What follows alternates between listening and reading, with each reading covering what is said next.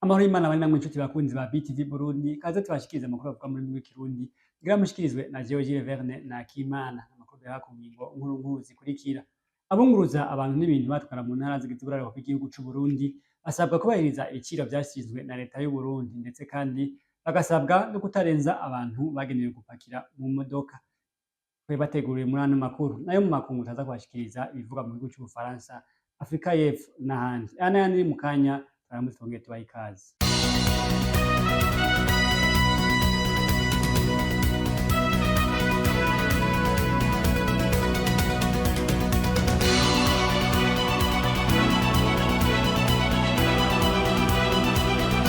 Ndasubiye kubaramutsa nongera ndabaha n'ikaze kuko nemeje kubashikiriza mu ngingo nkuru abunguruza abantu n'ibintu batwara mu ntara zigize uburaro bw'igihugu c'u Burundi basabwa kubahiriza ibiciro vyashinzwe na leta y'u Burundi, ndetse kandi bagasabwa no kubahiriza ibitigiri vy'abantu bagenewe gupakirwa mu modoka. Bikaba biri mu rwandiko rwashizwe ahabona n'urongoye igipolisi mu ntara z'uburaruko. Valentin Ntakirutimana niwe yaduteguriye iyi nkuru. Mwitangazo ryasohowe n'uburongoye akarere ko mu buraruko mu gipolisi General de Brigade Habonimana Lambert afadikanije n'abarongoye intara za Kayanza, Kirundo na Ngozi kuri uyu wa gatatu amenyesha abadandaza, abaguzi n'abunguruza abantu kubahiriza ibiciro vyashinzwe na leta. Muri iryo tangazo yashimikiye kubunguruza abantu ku mapikipiki abagabisha ku ngendo bihaye yo guheka abantu batatu kuko ngo bigwiza amasanganya mu mabarabara. Yamenyesheje ko uwugendesha ipikipiki wese ategerezwa guheka umuntu umwe gusa, bakaba kandi bose bambaye inkofero zibakingira amasanganya. Ikindi yamenyesheje nuko bategerezwa kuba bafise ivyangombwa bibemerera gukora ivyo uwuzohirahira akabirengako iyo pikipiki yiwe izoca ifungwa umwaka wose. Iryo tangazo risohotse mu gihe abagendesha ayo mapikipiki n'imiduga muri rusangi bidoga bavuga ko bataronka igitoro, ngo niyo bakironse bakakigura kizimvye cane, ivyo bigatuma barondera uko batokorera mu ruhombo.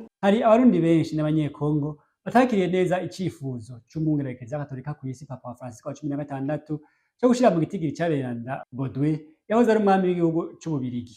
Norbert Rucabihari niwe yaduteguriye iyi nkuru. Mu rugendo rw'umwungere wa Ecclesia Katolika Papa Francisco yagize mu gihugu c'Ububirigi, aho hari mu kwezi kwa Nyakanga mu mwaka w'ibihumbi 2024, yasavye ko uwahoze ari umwami w'Ububirigi Baudouin yoshirwa mu kibanza c'aberanda. Imvo ngo nukubera yanse gushiraho itegeko ryo gukorora inda. Ibitabonwa kumwe n'abarundi n'abakongomani bamwe bamwagiriza kuba inyuma y'igandagurwa z'incungu z'ivyo bihugu. Papa Francisco yashize kwigenekerezo rya 17 Kigarama umugwi wo kwemeza canke guhakana ko uwahoze ari umwami w'ingoma y'Ububirigi Baudouin yoshirwa mu kibanza c'aberanda. Aho hari inyuma y'urugendo Papa Francisco yagendeye igihugu c'Ububirigi mu kwezi kwa Nyakanga. Hari abarundi bamwagiriza ko yoba ari inyuma y'igandagurwa ry'umuganwa Rudoviko Rwagasore yaharaniye intahe yo kwikukira, hamwe n'ayandi mabi yakorewe abarundi mu gihe c'ubukoroni. Ibivugwa kumwe n'abanyekongo bavuga ko ari nyuma y'igandagurwa y'incungu y'ukwikukira kwa Kongo uwahoze ari umushikiranganje wa mbere Emery Patrice Lumumba. Tubibutse ko uwo mwami w'Ububirigi Baudouin yamaze imyaka 42 ku butegetsi, yahitanwe n'ingwara y'umutima igenekerezo rya 31 mu Kakaro ari mu karuhuko mu gihugu ca Espagne.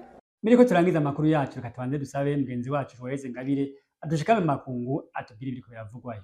Umukuru w'igihugu c'Ubufaransa Emmanuel Macron yashitse kuri uyu wa gatanu mu gatondo mu gihugu ca Liban, Beirut, umugwa mukuru, akaba yaragiye gukeza umukuru w'igihugu mushasha kuko yitezwe ko impinduka. Ubwo rugendo rwiwe rw'amasaha 12 rukurikiranywe n'umunyamabanga mukuru w'ishirahamwe mpuzamakunguni Anthony Guterres yari yaje ejo ku mugoroba Beirut muri Libani, kandi hitezwe ko abo banyacubahiro bazoca bahurira hamwe muri urwo rugendo. Mwamenya ko Ubufaransa arico gihugu cari kijejwe umutekano mu biganiro vyo guhagarika intambara vyatumye intambara hagati ya Israel na Hezbollah ihagarara igenekerezo rya 27 ukwezi kw'icumi mu mwaka w'ibihumbi 2024. Abakorana bushake bakorera mu mugwi ujejwe gutabara imbabare bemeza ko hariho abana babiri bato bakoreshwa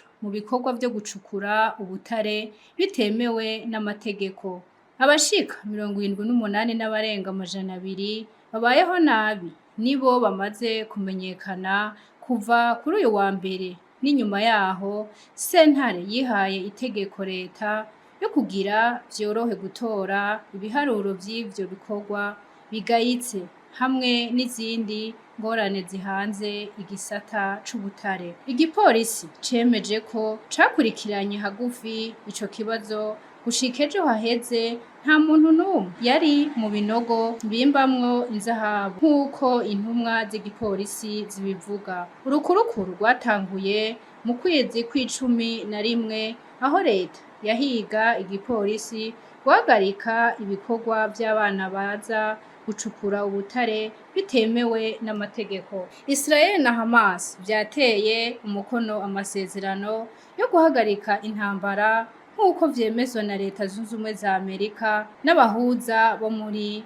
Qatar. Hamwe ibiro na leta vya Israel vyokwemera amasezerano neza nk'uko vyitezwe gukora kuri uyu w'Imana igenekerezo rya 19 Nzeho umwaka w'2025. Amasezerano akaba yaje inyuma y'amezi 15 y'intambara hagati ya Israel n'umugwi Hamas usanzwe ari uwo muri Palestina. Intambara yatanguye aho abagwanyi ba Hamas bafatwa ku mupaka w'ubumanuko bwa Israel igenekerezo rya ndwi ukwezi kw'icumi umwaka w'2023 yishe abantu bashika 1,250 babaye imbohe. Nakuri amakuru avuga amahanguru cyo turangiza ku makuru twariko turabashikiriza kandi abashimiye mwebwe mwese mutegekesha gukurikirana ibiganiro by'umuresha kuri yacu ino yanyu ndabatubirira kubandanya mukurikirana ibiganiro vya BTV Burundi naho ubutaha murakoze.